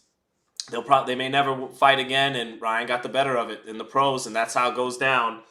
So, I watched. Showbiz was probably the most spot-on blogger I watched cover this fight. Did Showbiz have Ryan? Win it? Shout out to Showbiz if he did. Most of us did not. Copyright. Yeah, I know, Marvelous Serve. I know, but we had. I got enough super chats, and we had to incorporate Ryan being king of the world. That's his own footage, right? My wife. I actually own that Titanic footage. No, but all right, guys. Everyone have a good one. Man, I love it here, says Chevy. That's awesome to hear. The speed is unreal, says Syndicate, no doubt. You guys have a great rest of the weekend. I came to Showbiz, called it to a T. Damn, well, shout out to Showbiz, man. He called one when most didn't. Showbiz had Ryan. Shout out to Showbiz. Won 15,000 last night. Damn. I've had my moments. I had T.O. over Loma and Taylor when most people were picking against them. Had some good picks. I usually pick them right, but shout out to Showbiz. He did his thing. Everyone have a great rest of the night. Oh, did it make a prediction so doesn't count? Well, whatever. It sounds like he did his thing as he's one to do. Oh, wait. Wait a minute. Am I getting too ahead of myself? Should I close with a little undisputed? Should we play with a little Kingry'S? It's only right. I'll do it. Let's close with a little undisputed. It's only right. Wait, where's my controller at? Oh no. Oh, here it is. All right. Missed the super chat? What did I miss the super chat? Let me see. Missed the super chat. Where's it at? No, I think I got them all, sweetheart. I think I got them all, babe. I think we're good. Well, while we still got 500 in, 500 strong, let's go ahead and let's close this thing right. There's only one fitting way to truly close tonight, right? Hold on.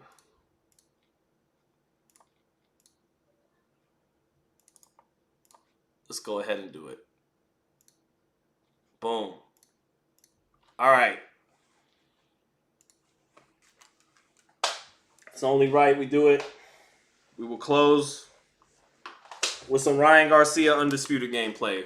Let's try and knock somebody out. Oh, shit.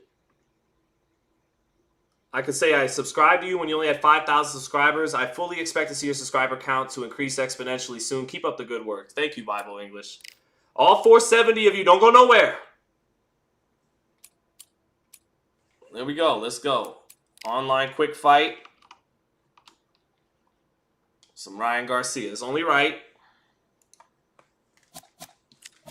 I'm taking eating crow to a new level. I'll eat crow so much I'll play with you on the video game and get you some knockouts. It's next level crow eating going on. Fight Hub Hayes. What's up, Marcus? What's up? Shout out to my man, Marcus Hayes. My man's already got his intro down. Marcus Hayes continuing to just grow and grow in this game, grow as a journalist, become as someone I both, friendly with and have admiration for the way he approaches the game. So shout out, good to have Fight Hub Hayes in the house. Let's see here. Tay-Day, I'm ready to do it. You are looking live at the WBC Arena. My name is Todd Grisham. Alongside me is Johnny Yes! Hi, Todd. A guy who's 0-0. Time for our tale of the tape. Vasily the Matrix Lomachenko. All right, Loma versus Ryan. 6 inches tall, weighing in at an even 130 pounds. Vasily the Matrix Lomachenko, one of the most technically skilled fighters in all of boxing. No one moves around the ring like Lomachenko. Kingry'S, Are we going to have Ryan Garcia, one of the brightest stars in all of boxing. This Southern California native is must-see TV. The reach, we know all the regulars. They would all be going to get through that jab? All right. This bout is scheduled for 12 rounds of boxing. In the red corner, presenting the two-time Olympic gold medalist from Ukraine, a tremendous three-division champion of the world. Actually, that's my nickname on it. I'm Nomashan. What a pleasure to be. I make people rage quit on the daily. There's the Let's bell go. to start the round. Let's go. Why does this feel like it's running smoother than usual? When are we going to see a jab from these two? I'm going to stop him with the left hook jab. Touching him up again.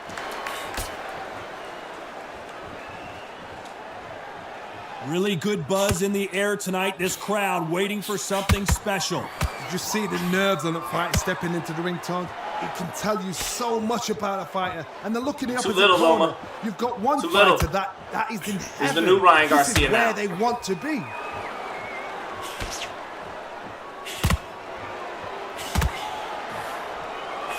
We're going to get him with the hook, Chad. It's going to happen. That jab doesn't score. Can't score with that trying jab. to use his feet, but we're getting him. We're touching him as he circles around. 2 body shots. Back on the jab.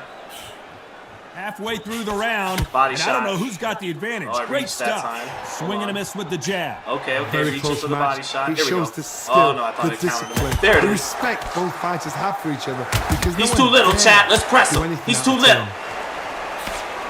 He's too little.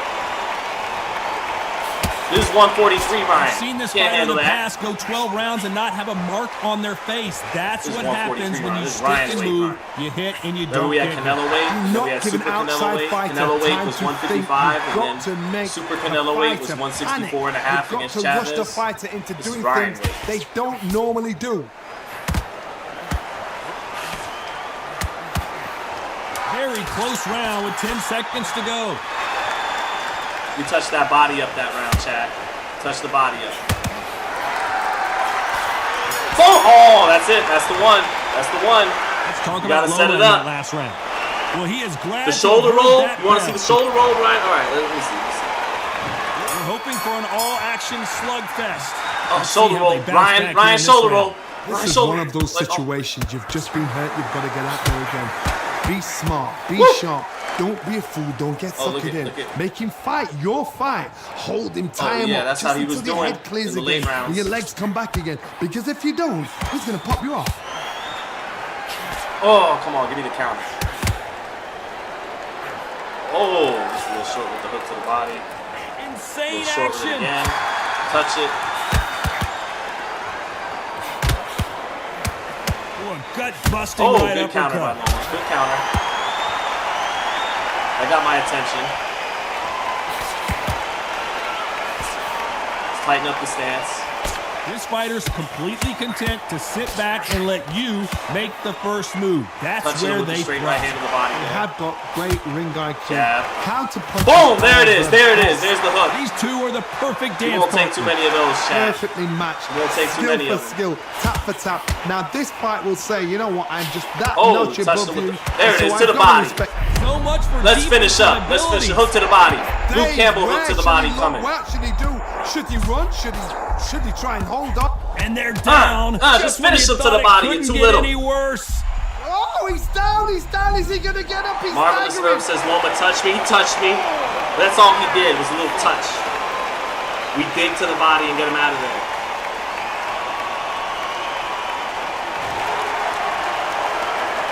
Apparently, it's going to take more than that to Go. keep this fighter down. We try and finish him soon. Instruction. They're telling him to calm down, make the most of the count, get up, breathe, and move. Get behind the referee. Final 10 seconds here, unless we get some late drama. I think we all know Trying to who pull won this counter a round. hook. There it is. Oh. Boom! Straight right hand, pull counter. They get countered. Let's talk about Let's Loma go. in that last round. He's been knocked Angry out. Casual fan smoking him. It's going to be Ring an the bell, early and night. Here we go. His eyes look pretty Straight right hand clear body. here, Johnny. Right How do you up. think he's going to do Full after counter being knocked coming. down Full in the counter last left round? hook. Boom! If I knock somebody down Again. like that round, you know this round coming out? He's getting everything, full barrel because I know his legs are gone. So this, you watch what's going to happen. If he doesn't, I'll be very, very surprised. Go ahead, throw something. Throw it. Throw it. No. That hook was off target. Throw it. No more goofiness. Uh-oh. Reach for that hook. Timing beats speed. Speed beats power. Oh, he didn't like the jab, the power jab. He's hurt. Counter punch caught him. He's clean. hurt. When you're facing a longer opponent Oh, like okay, this, you okay. gotta get Nope. him stopped. Sometimes I've been in with fighters that don't know what to do, don't have to break it down. Then you get a little dirty. And at some point, the That corner body needs attack, to think folks. about stepping in here. His legs have gone, got to get Oh, hands that up. didn't do His it? survival instincts now. Get him up. Some nice Wow, exchanges he from stood both up to men in all this that? round. Okay. And right back into the fray. Bean Days now needs to Luke Campbell hook. Finish it. ambi legs. Luke Campbell. Get it over here. They can't handle this. They can't handle. Tay-Day said get him out of there with the uppercut. If he gets up, I'll get him out of there with the uppercut, Tay-Day. What do you want, Tay-Day? You want the hook or the counter with the uppercut, Tay-Day? You got it. Counter uppercut incoming. Well, he's on his feet, but there's no way he's going to win this round now. Somebody can smell blood here. They can smell blood. They've got to be smart. Get in there. Then boom, back in the same spot again. It happened once. Final 10 seconds here, unless something major happens. I think we all know. Chance to make history. Does he know he's hurt him? Look at him. That back foot went. It completely shivered. I tried the uppercut, Tay-Day. Might go back to the left hook. Let's talk about Loma in that last round. You've got to wonder how. Marcus, yeah, bro. You'll love it. You got to cop it. We're hoping for an all-action slugfest. Oh, I tried it, Tay-Day. Tay-Day wants an uppercut counter. I'm trying. If I don't get it soon, I'll stop forcing it. Oh, he hurts Ryan. Get back. Oh, that's not the counter uppercut right there.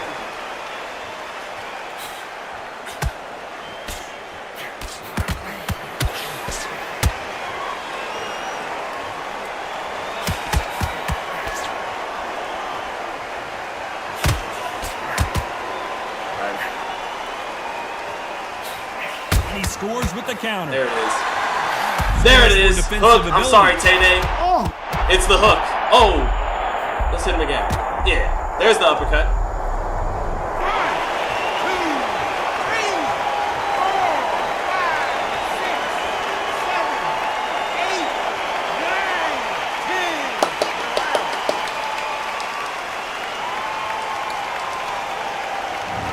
10. Not many people would have predicted it, but we've got a knockout. Quick and easy. That's how I'm like, all right, perfect way to end. All right, we do it. We eat enough pro. If that ain't eating pro, give the man his flowers. All right. That'll do it. That'll do it for the stream. Hope you guys enjoyed that little Undisputed at the end. Everyone have a great rest of the Sunday. God bless all of you and your families. I'm going to go hang out with mine. And I want to thank everybody who popped in and hung out the day after the fight. So don't know if I'll be live tomorrow. I'll be live on Sean's on the Porterway podcast Tuesday to eat more crow. And then hopefully I could get back to picking fights correctly the way I like to. But today, at least for today, and maybe for many days going forward, it's Kingry'S world. We're living in it. And shout out to Devin Haney for being the true champion. I definitely believe he will be champion again as well. But it's Garcia's weekend, so all the credit to him. Catch you guys later. Hope you enjoyed the live. I enjoyed having everybody come through for sure. Take care. Peace.